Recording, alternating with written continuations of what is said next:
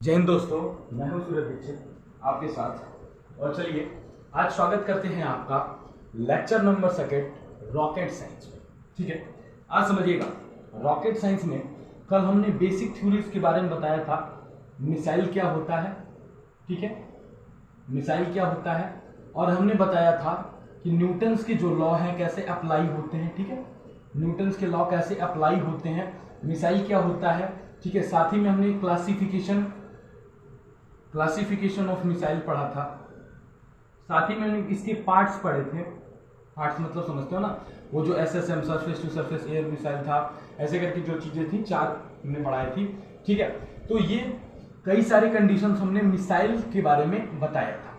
अब समझना, हम आपको कुछ एग्जांपल्स दे देते हैं। जैसे कि समझिएगा, अगर हम बताएं आपको, हमारे पास इंडिया के पास जो भी मिसाइल्स हैं, ठीक है, जैसे मान लीजिए हमारे पास अग्नि फर्स्ट जब बना, अग्नि फर्स्ट, ठीक है, तो उसका रेंज था 1500 किलोमीटर, अग्नि फर्स्ट का। ठीक है, उसके बाद पृथ्वी बनी। ठीक है, पृथ्वी मतलब नॉट अर्थ, पृथ्वी मिसाइल बनी। ठीक है, पृथ्वी बनी, उसकी रेंज कुछ अलग थी। फिर अग्नि सेकेंड, थर्ड, फोर्थ और फिफ्थ, और अब बना ब्रह्मोस। ठीक है, अब ब्रह्मोस 2.0 भी आ रहा है न्यू वर्जन का। ठीक है, और अग्नि फर्स्ट से अग्नि 5 तक जाने में, अग्नि 5 तक जाते हुए हमारा जो रेंज था 1500 किलोमीटर से 5200 किलोमीटर तक हो गया, 5200 किलोमीटर तक हो गया। और ये इंडिया की सबसे मॉडरेट है। ठीक है, 5200 किलोमीटर जो इंडिया की मैक्सिमम रेंज की मिसाइल है वो है 5200 किलोमीटर की अग्नि 5। ठीक है, ये होगी इंडिया की बात। अगर हम बात करें वर्ल्ड में सबसे ज्यादा किसकी रही है, तो वो है R36 कहते हैं उसे, और वो कहां की है, रसिया की। अब आप पूछोगे कि इसका मिसाइल रेंज क्या है, इस मिसाइल का रेंज क्या है। इस मिसाइल का रेंज है 16,000 किलोमीटर, ये अकॉर्डिंग टू गूगल है। ठीक है, ये एक्सपेरिमेंटल वैल्यू हम नहीं बता रहे हैं, क्योंकि 16,000 किलोमीटर को कवर करने के लिए आज तक पैमाना वो नहीं करना पड़ेगा। ठीक है, क्योंकि माई डिस्टेंस 6,400 का अर्थ का रेडियस है, यानी कि टोटल 12,800। अब बताओ, पृथ्वी का पूरा एक चक्कर मार के वापस आने वाला मिसाइल, मैं नहीं मानता ऐसा, लेकिन अकॉर्डिंग टू गूगल ये है रसिया के पास। ठीक है, अकॉर्डिंग टू गूगल, और उसका नाम है R36। ये वर्ल्ड की सबसे लार्जेस्ट रेंज की मिसाइल है। Is it confirm? चलिए अब देखना जरा, अगर हम बात करें कि क्लासिफिकेशन हो गया, ठीक है, अब देखेंगे कि गाइडेंस मिसाइल जो हमने पढ़ रखी है, क्या पढ़ रखी है, गाइडेंस मिसाइल, वो कुछ तरीके से काम करती होगी, उसका भी कुछ क्लासिफिकेशन होता होगा। ठीक है, ये सेकेंड लेक्चर है। अब ध्यान देना, रिवीजन के बाद अब हम शुरू करते हैं मेन कोड। गाइडेंस मिसाइल में, इसमें माय डियर ये समझ लेना, गाइडेंस है। गाइडेंस मिसाइल में कुछ तरीके होते होंगे, इतना तो कंफर्म है ना। वो तरीके क्या होते हैं, जैसे मिसाइल में हमने कई सारे तरीके बताए। अब इसमें देखना, इसमें पहला होता है होमिंग गाइडेंस। होमिंग गाइडेंस यानी कि जो मिसाइल लॉन्च हुई है वो उसके होम सेंटर से क्या की जा रही है, गाइड की जा रही है। क्या की जा रही है, गाइड की जा रही है।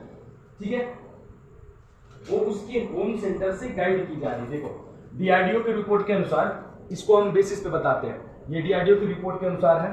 ठीक है, होमिंग गाइडेंस हो गया। ठीक है, दूसरा होता है कमांड गाइडेंस।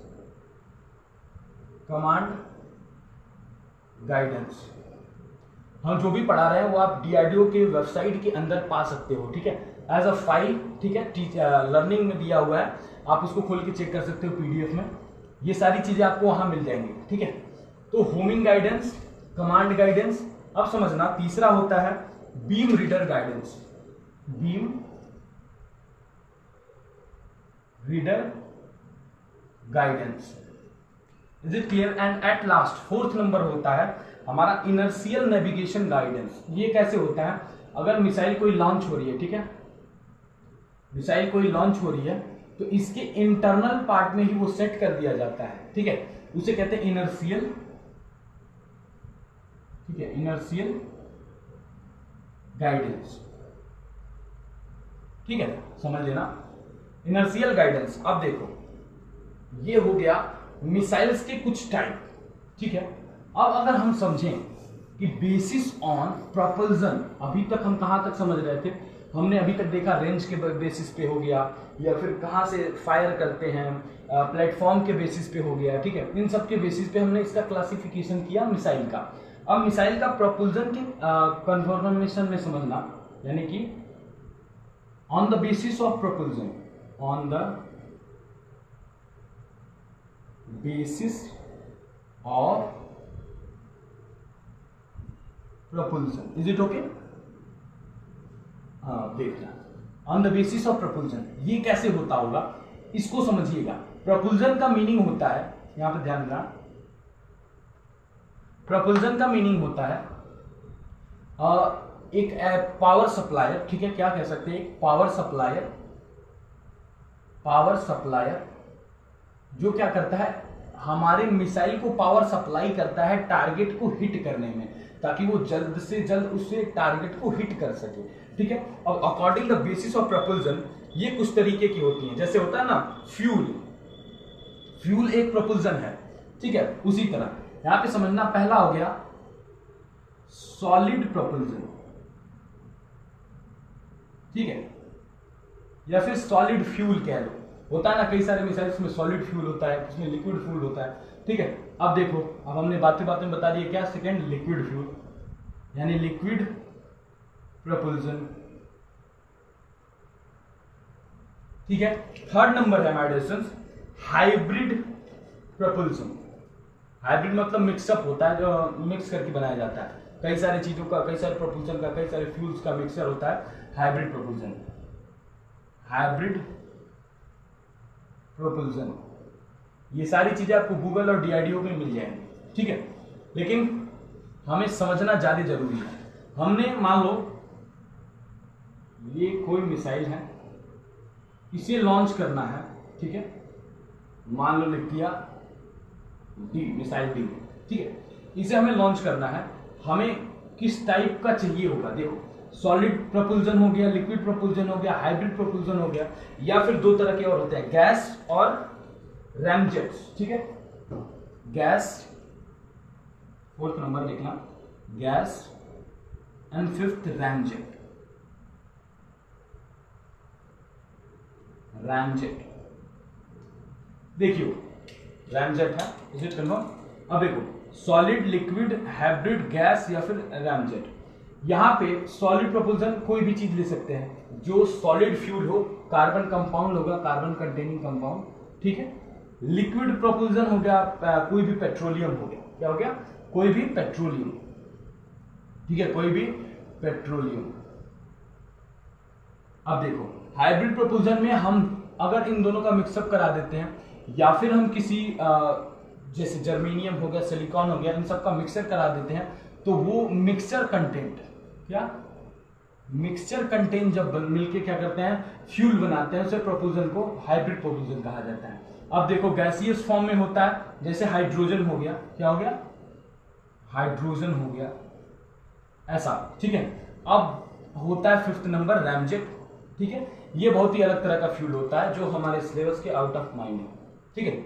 चलिए, ये on the basis of propulsion क्या होता है, रॉकेट किस फ्यूल के, किस प्रोपल्जन के अकॉर्डिंग फ्लाई करता है, ठीक है। हमने क्या पढ़ा कि कितने टाइप के होते हैं, अब हमने पढ़ा क्या फ्यूल पड़ता है, अब पढ़ना है कि इसका इंजन कैसे वर्क करता है। बहुत ध्यान से देखिएगा, आइए बहुत ध्यान से देखते हैं, समझिएगा। पहले स्क्रीनशॉट ले लीजिए, फिर आगे बढ़ते हैं। स्क्रीनशॉट ले लिया, स्क्रीनशॉट ले लीजिए, फिर आगे बढ़ते हैं। ये रैमजेट है, अच्छे से लिखिएगा।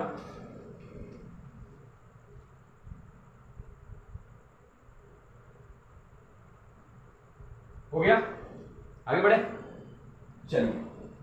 अब देखना, हम दो तरीके से पढ़ते हैं इसे। पहले चीज हम सॉलिड के प्रोपल्जन के बारे में समझते हैं, ठीक है, हम सॉलिड के प्रोपल्जन के बारे में समझते हैं। Is it clear? देखिएगा, solid rocket motor, solid rocket, ये रॉकेट है, मोटर। इसमें एक चीज, बहुत अच्छी चीज समझने लायक है, अभी दिखाते हैं आपको, ठीक है। कुछ ऐसे ही फंक्शन क्रिएट होता है, ठीक है।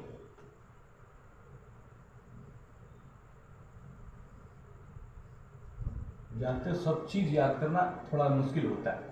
ये थोड़ा सा लीनियर होता है, लाइक दिस, ठीक है। Is it clear? अब देखो,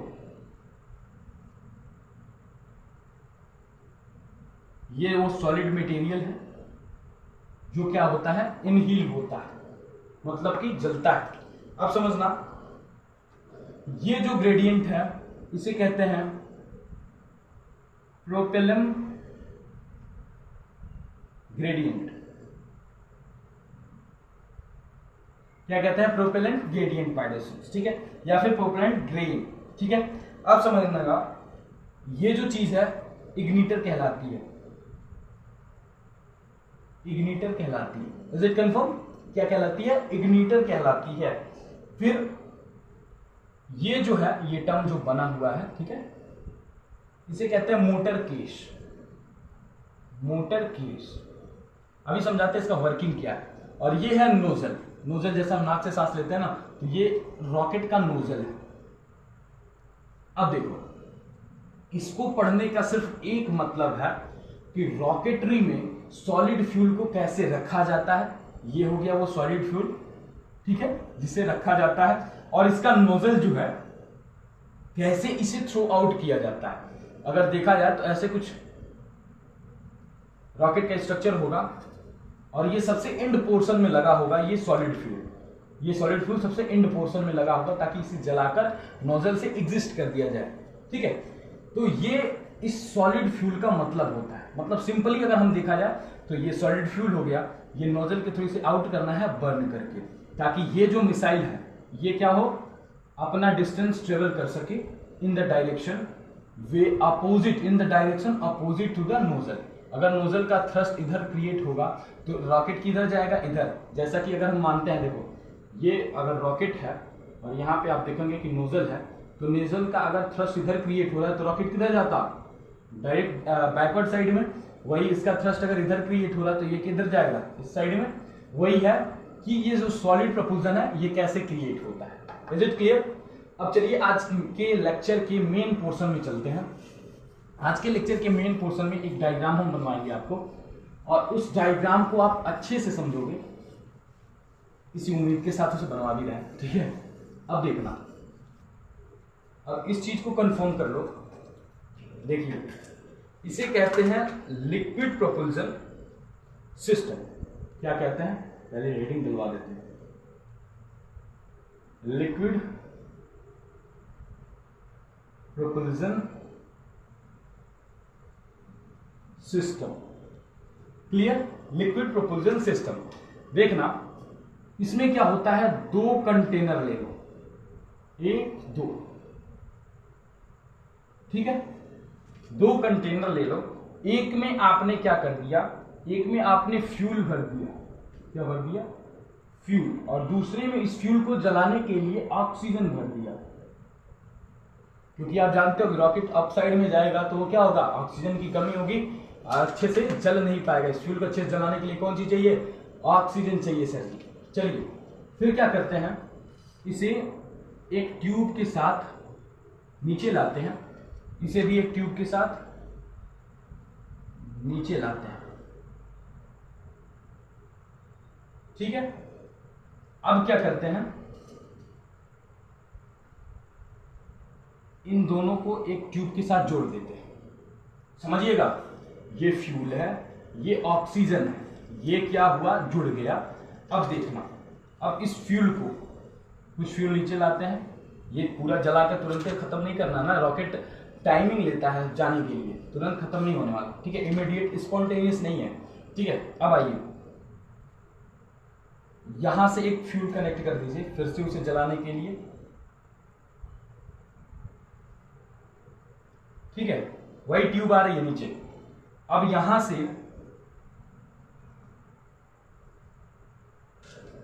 दो वाल्व्स लगाइए। क्या लगाइए? वाल्व्स। ध्यान से देखिएगा, दो वाल्व्स। हम इससे इसलिए बता रहे हैं ताकि गलत ना हो, ठीक है। वाल्व्स, दो वाल्व्स लगा लीजिए। अब आ जाइए,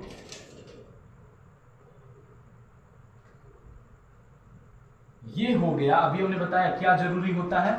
नोजल, ठीक है, थ्रस्ट चैम्बर जिसे कहा जाता है।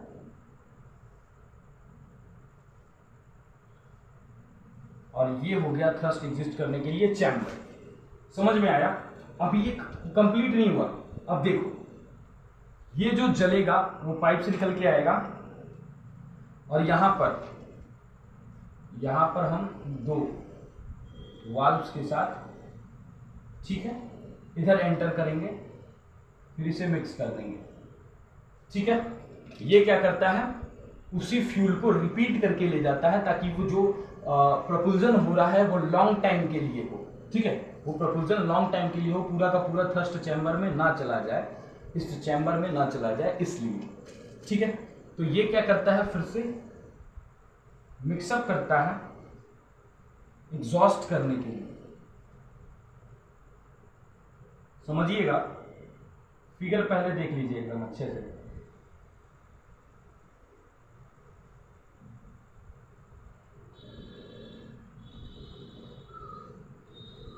ठीक है,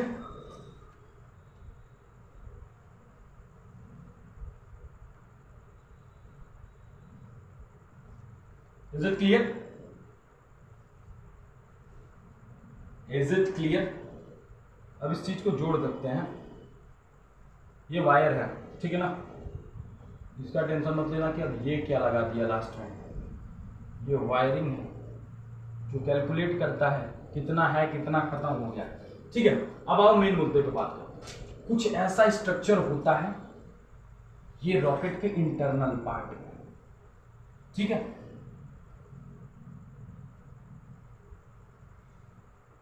ये एग्जॉस्ट चैम्बर होता है। ये दरअसल होता है सेंटर में, हमने इसे थोड़ा बनाया तो बड़ा हो गया, ठीक है। अब समझना, ये फ्यूल है, इसमें क्या भरा हुआ है?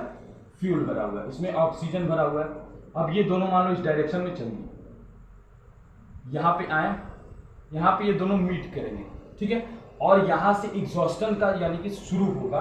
तो माय डियर स्टूडेंट्स, यहां पे ये क्या है? फ्यूल पंप है। क्या है? Fuel pump. क्या है? फ्यूल पंप है। अब ये क्या होगा? इससे आगे बढ़ेंगे, ठीक है।